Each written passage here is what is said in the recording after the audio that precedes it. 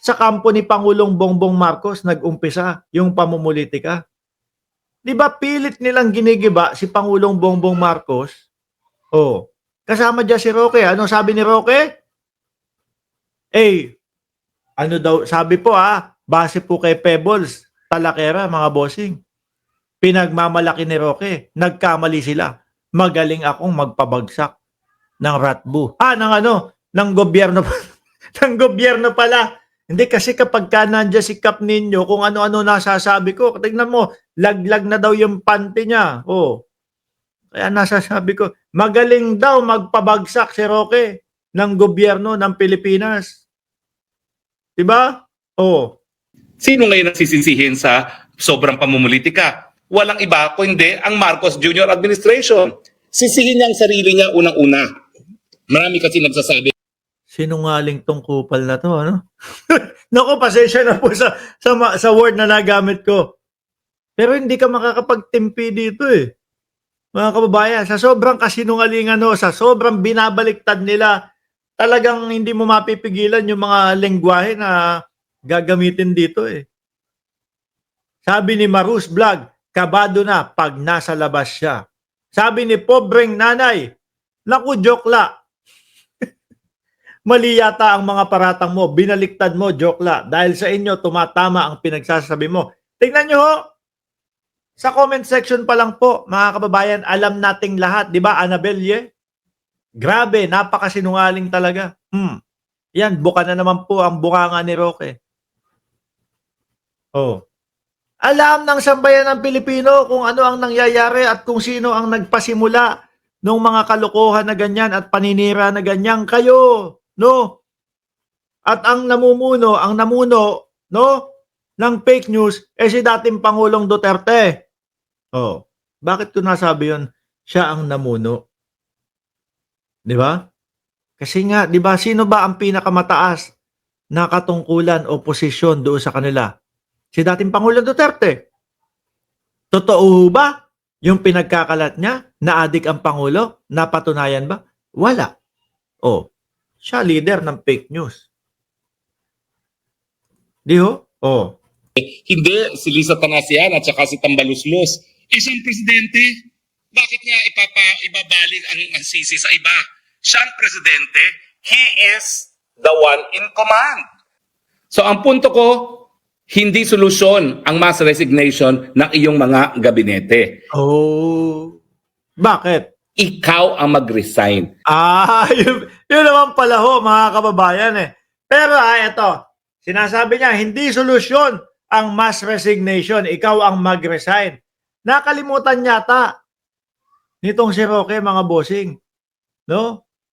Na dati ho, ginawa din ng dating Pangulong Duterte. Yung mass resignation.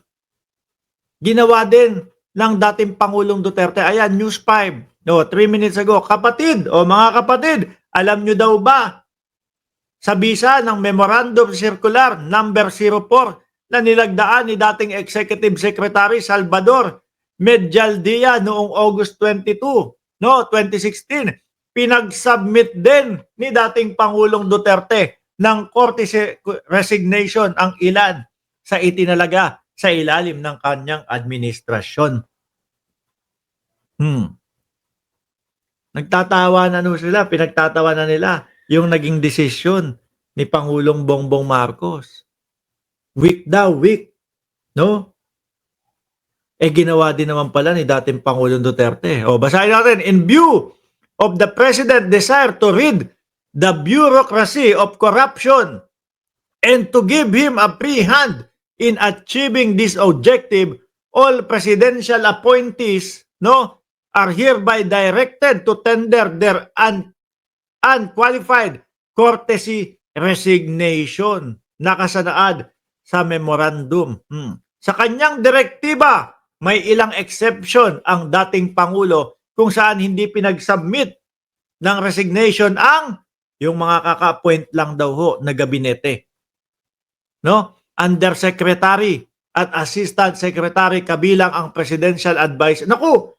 Hindi pwedeng hindi daw pwedeng pag-resign si Michael Yang.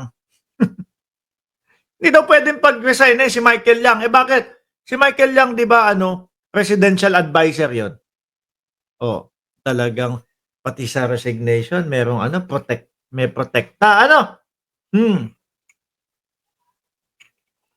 Iba pang opisyal sa Executive Department, kabilang ang State Universities and College, GOCC, na inappoint ng incumbent President, career officials as defined as the Civil Service Law, Rules, Regulation. Alam nyo, mga kababayan, sila, no, ang ginagawa nila, pinagtatawanan, kung ano-ano ang mga sinasabi nila kay Pangulong Bongbong Marcos, samantalang sila, ginagawa din ho nila o ginawa din ho nila, mga bossing. Ika nga ng dating senador na si Antonio Trillanes, yang mga ginagawa ni Duterte, ibinibintang din sa iba. Kagaya na lang ho, yung West Philippine Sea, di ba? Sabi-sabi niya na si Trillanes daw ho ay ibinenta ang West Philippine Sea dahil daw po nagbabackdoor at pabalik-balik ng China. Di ba, Janelle Van der Hearst? Oh. Tapos mamukat-mukat mo, nung siya na ang namumuno, parang siya po ang nagbenta, mga kababayan. Kasi bigay todo lahat ng luho ng China. Di ba? Bigay todo lahat ang luho ng China. So ngayon, mga DDS, paano ba to? Nagtatawanan kayo. Di ba? Pinagtatawanan nyo si Pangulong Bongbong Marcos. Bakit ganyan? Bakit may mass resignation pa? Ang weak talaga ng presidenteng ito. Di weak din pala si Tatay Digong. Di ba? Mas weak si Tatay Digong. Kasi hindi ipinaglaban yung West Philippine Sea. Tinungangaan lang po, mga bossing. Samantala, sabi ni Ronald Crisostomo, iba-iba ang topic mo. Dapat diretso ka sa topic mo. Ayaw mo ng style ko, di aalisin kita para hindi ka na maguluhan. Ayan. Yeah, hindi ka na maguguluhan yan. Di ba? Dito ho sa channel natin, mga kababayan, 5 hanggang 7 ang topic natin sa araw-araw. No? Meron pong siguro hanggang 10 minuto kada topic para madami tayong ma-discuss. Kung hindi nyo humaantay yung main topic, pasensya po. Alisin na lang namin kayo. 'Di ba? Career official as defined by the Civil Service Law, Rules and Regulation.